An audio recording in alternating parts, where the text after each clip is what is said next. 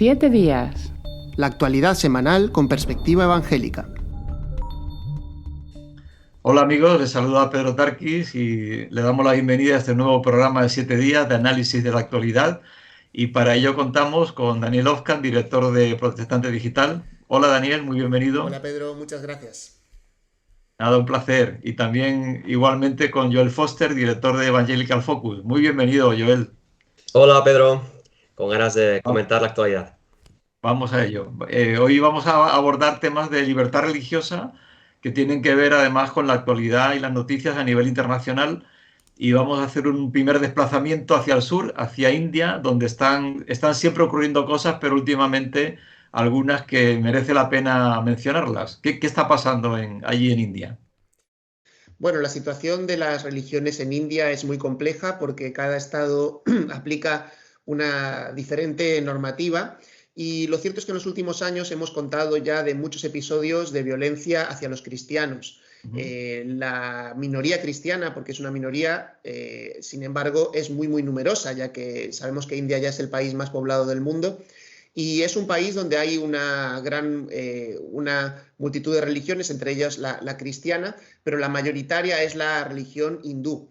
Y en los últimos años se ha producido también que ha resurgido con mucha fuerza el nacionalismo hindú, tanto político como religioso. De alguna manera, la presidencia de Modi se ha reafirmado en esa especie de tradición y esa identidad, buscando esa identidad india, y uniéndola no solo a la tierra o a la lengua, sino también a la religión.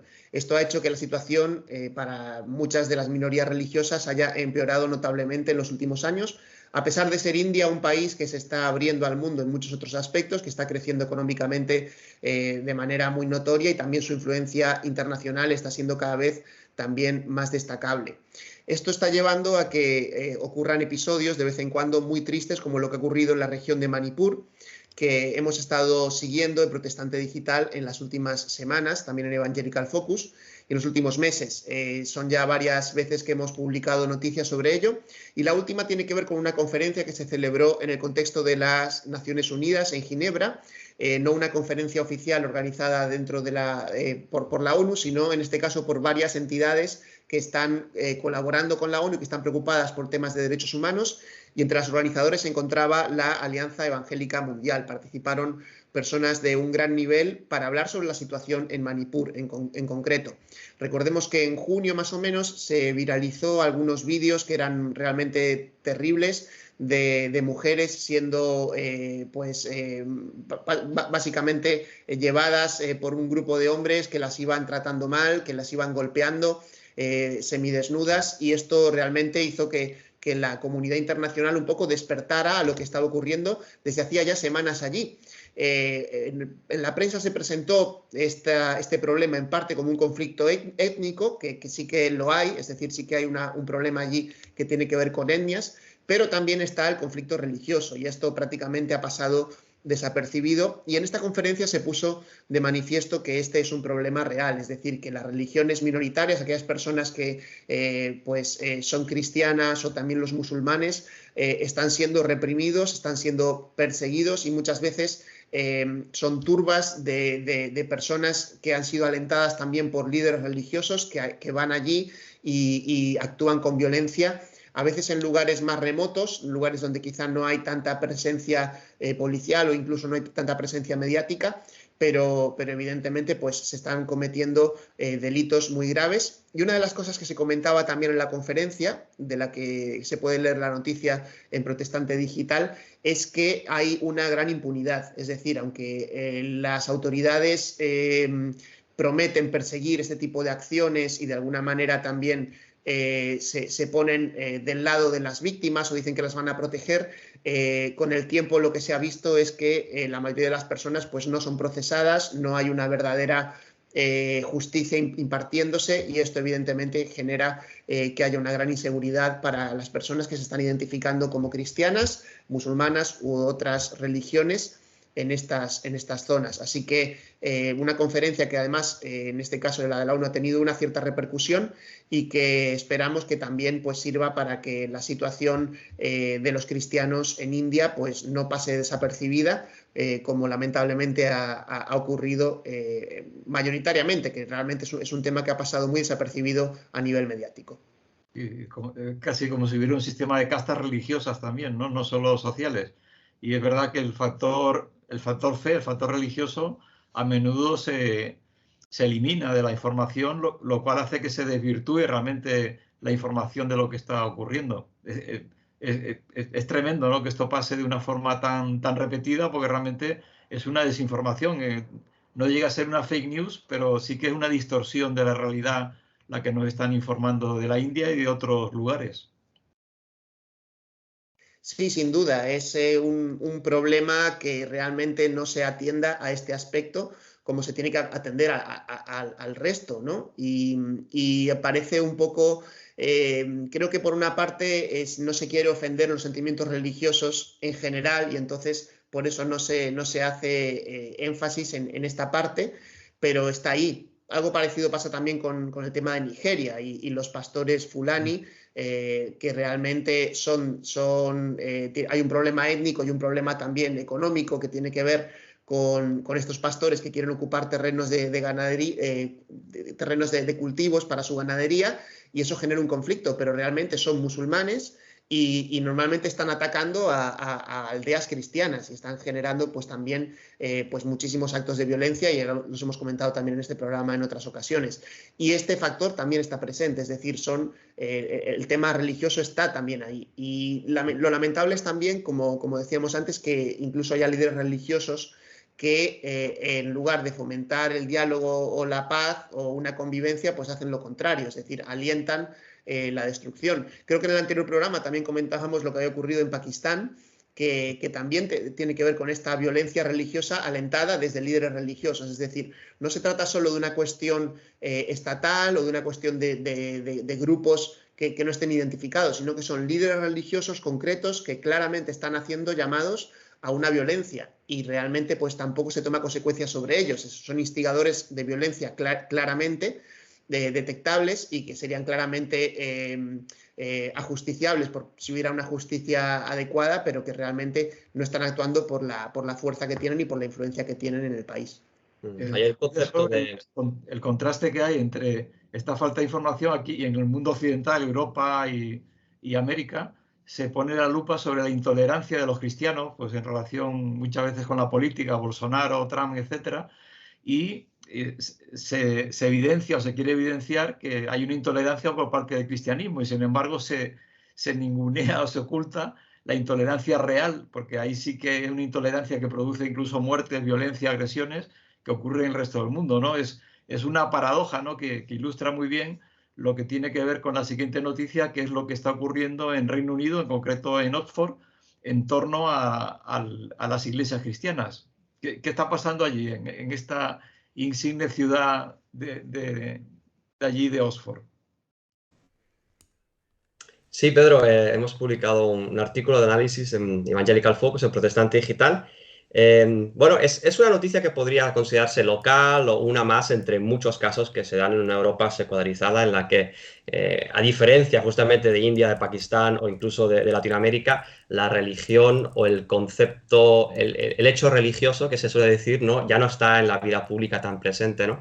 Pero nos ha parecido interesante, y os explico brevemente. Consiste en que la asociación LGTB de estudiantes de la Universidad de Oxford, recordemos, Oxford es una universidad cristiana, la primera a fundarse en el mundo anglosajón, en el año 1000 y pico, ha sido llevada muchas veces por dominicos, por agustinos, después la iglesia anglicana ayudó a reorganizarla, a darle más fuerza. El emblema de Oxford, de la universidad, es Dominus Illuminatio Mea, que significa el Señor es mi luz, que está basado en el Salmo 27, es decir, es una universidad y una ciudad impregnada por la fe cristiana, pero que, como decimos, de esta secularización social, pues se ve en este caso concreto, que es la asociación de LGTBI de estudiantes, que tiene más de 3.000 miembros, la más grande de la universidad, ha sacado un informe de 31 páginas describiendo cuál es la teología, según ellos,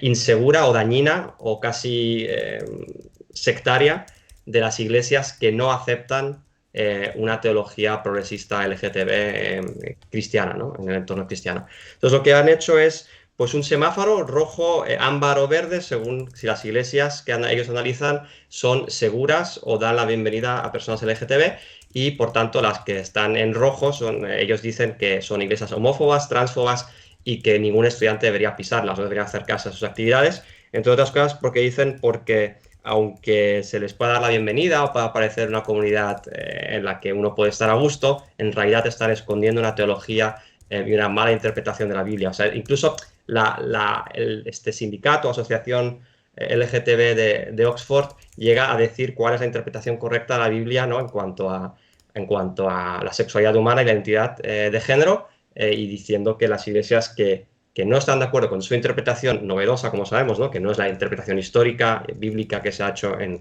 la cristiandad en el mundo, pues son homófobas y deben ser pues puestas en esta lista negra, ¿no? Se menciona una de las iglesias, por ejemplo, es una iglesia que es anglicana, pero de teología evangélica, que su pastor es Vaughan Roberts. Vaughan Roberts es un autor y conferenciante conocido, publicado por editoriales de prestigio como InterVarsity Press, en España por Andamio, le hemos publicado, le han publicado la editorial, y a él se le acusa de ser alguien que promueve esta teología, cuando él mismo ha explicado en público que él mismo ha luchado o lucha con la atracción al mismo sexo, pero que aún en esta condición que se podría denominar como persona homosexual, él decide seguir la teología bíblica y lo que en la Biblia en práctica de la homosexualidad. Es decir, están acusando a una persona que ha dicho públicamente que él mismo ha luchado con su orientación sexual de ser homófoba, ¿no? Es rizar el rizo de una forma bastante interesante. Esta iglesia y otras también han respondido a este informe, han dicho que dan la bienvenida y acogen a todo tipo de personas que no creen que haya una diferencia de dignidad ni de ningún otro aspecto de las personas según su orientación sexual o identidad sexual, y que simplemente van a acompañar, incluso tienen personas en la iglesia que tienen esta tendencia y que quieren estar en esa iglesia, es decir, se sienten bienvenidas, ¿no? O sea, vemos aquí un caso de, desde fuera, una organización que no es religiosa, diciéndole a una organización religiosa, a una iglesia, qué debe enseñar o qué no debe enseñar para no ser apuntada públicamente como homófoba. Esto es curioso porque es el entrar a imponer una forma de pensamiento a otros grupos que no tienen nada que ver contigo, ¿no? Porque yo creo que todos aceptamos y además defendemos que haya pluralidad de pensamiento, de cómo interpretar la sociedad, la sexualidad, la fe, y por supuesto defender en lo que tú estás convencido, pero que alguien te lo quiere imponer y te castigue si no crees igual, hombre, se acerca un poquito a lo que era la Inquisición en su tiempo, ¿no? Que es la intolerancia en nombre de la tolerancia, en nombre de la fe, ¿no? De la fe, en este caso, agnóstica. Realmente, me acordaba ahora también otra noticia que he leído de un ginecólogo en Francia que le denunciaron y le acusaron de homófobo porque llegó una mujer trans, un hombre biológico que se había declarado mujer, y que fue una revisión ginecológica y el ginecólogo dijo que no estaba preparado para ver a hombres biológicos o a mujeres trans que genéticamente eran hombres. Y por defender este aspecto también le han acusado, o sea que al final también están diciendo a la ciencia cómo tiene que interpretar el cuerpo humano, ¿no? O sea, es realmente una intolerancia y una imposición ideológica que yo creo que debe preocupar no por lo que ellos piensan, sino por la imposición que están haciendo al resto de la sociedad. Sí, en este artículo que hemos publicado, que hemos titulado Oxford y la herejía de mantenerse en una fe histórica, vamos un poco en esa línea, ¿no? De que en pocas décadas realmente ha habido un cambio grande a nivel de qué ideas han pasado de ser minoritarias y perseguidas, o por lo menos discriminadas, ¿no? Como el colectivo LGTB, que ha sufrido discriminación, que ha sufrido faltas de respeto, burla, lo hemos vivido todos, ¿no? Incluso de mi generación. Pero ver la evolución como el tema de lo que en inglés la ONU llama el SOGI, que es Sexual Orientation, Gender Identity, o sea, orientación sexual e identidad sexual, de género, perdón, se ha convertido en la vara de medir, ¿no? Para después ya con eso aplicarlo a ideas, conceptos, áreas de la sociedad que no tienen nada que ver, pero se decide si algo es discurso de odio o si es, en ese caso, no, homófobo, transfobo, aun cuando se trata de la teología o la doctrina cristiana de una iglesia que se basa en la Biblia y que por tanto solamente no va a cambiar de un día a otro lo que la Biblia dice, porque por algo somos cristianos, ¿no? Aunque, claro, esto se da en el debate teológico que hay ahora mismo en el Reino Unido de la Iglesia Anglicana, que está precisamente cambiando, ¿no? Está cambiando su enseñanza y sobre todo su liturgia, y que ahora en noviembre va a, seguramente, parece que se confirmará, que aprobará ceremonias de nueva identidad para personas transexuales que lo pidan dentro de la Iglesia Anglicana, y también bendición de matrimonios homosexuales que se han dado en el aspecto civil. Entonces, dentro de todo este debate y de esta presión también hacia las iglesias evangélicas que mantienen una doctrina evangélica histórica, por llamarlo así, en cuanto a la sexualidad, pues ahí entran elementos como este documento que añaden presión y que pasan lo que era un debate social, lo pasan a las puertas de la iglesia, ¿no? Dice, no solo eres intolerante si no aceptas mi punto de vista, sino que eres intolerante si en tu iglesia, puertas adentro, estás predicando algo que tú crees que la Biblia dice, igual que todo el mundo hace 20 años habría dicho que es una ética sexual cristiana estándar, ¿no? Normal, aceptada por todo el mundo, ¿no? Entonces, vemos la evolución en poco tiempo de cómo se traslada lo que antes era una minoría perseguida a lo que después fue una minoría respetada,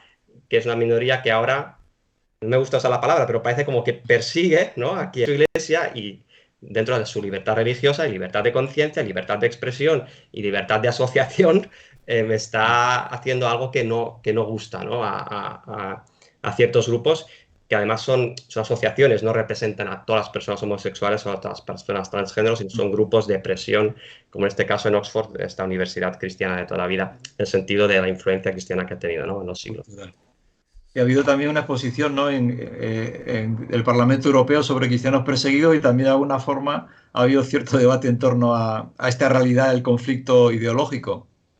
Sí, esto es en Bruselas, también ha sido muy reciente, una noticia que hemos publicado en nuestros medios, y se trata de un parlamentario europeo que ha hecho una exposición junto con Puertas Abiertas y otra organización cristiana sobre rostros de gente perseguida por su fe en el mundo. Nigeria, que hemos comentado antes, India, también China, donde por ejemplo aparece el perfil de un cristiano chino que fue colgado por los pies por no someterse a lo que es las autoridades del país piden a las iglesias que son oficiales. Ya sabemos que las iglesias en casas o subterráneas, como se les llama.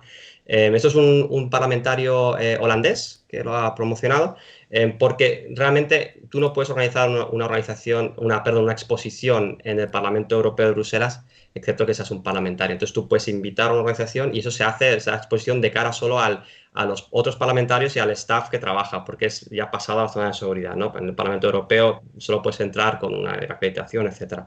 Y esto es interesante porque, primero, porque lo que hablamos de visibilizar la persecución de cristianos como en India, pero también porque pues han habido otras exposiciones, como en mayo, de una artista sueca que era también sobre la fe cristiana, pero con imágenes de Jesús, con discípulos LGTB, sadomasoquistas, o sea, cuestiones que fueron bastante ofensivas para otros parlamentarios que lo denunciaron en redes sociales.